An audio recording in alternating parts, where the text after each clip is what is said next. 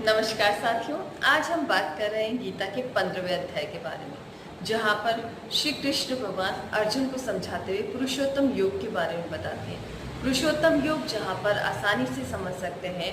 ईश्वर की प्राप्ति, यानी कि ईश्वर की प्राप्ति और ईश्वर की सर्वोच्चता के बारे में, और इसी के साथ हम समझते हैं सृष्टि के रहस्य के बारे में। देखा जाए तो सृष्टि का रहस्य और ईश्वर की सर्वोच्चता के बारे में श्री कृष्ण भगवान ने अर्जुन को समझाते हुए एक वृक्ष का उदाहरण दिया कि जिस तरह से वृक्ष की जड़ें ऊपर की ओर जाती हैं, यानी कि वो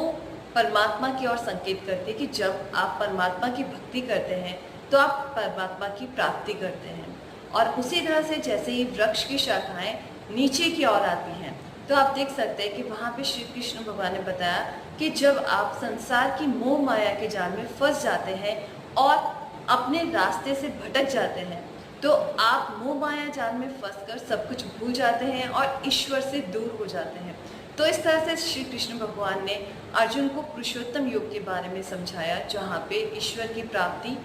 और सृष्टि के रहस्य दोनों को बहुत अच्छे से व्याख्या की। हम देख सकते हैं 15वां अध्याय वाकई हमें ईश्वर की प्राप्ति की ओर संकेत करता है कि अगर आप चाहते हैं ईश्वर की प्राप्ति करना, तो आप उनकी भक्ति करके और उनके बारे में जानकर समझकर ईश्वर को प्राप्त कर सकते हैं और मोह माया के जाल से दूर हो सकते हैं। तो इस तरह से श्री कृष्ण भगवान ने बहुत ही सुंदर और बहुत ही आसान से शब्दों में भगवत गीता के 15वें अध्याय का वर्णन किया। अब हम मिलेंगे गीता के 16वें अध्याय में। नमस्कार।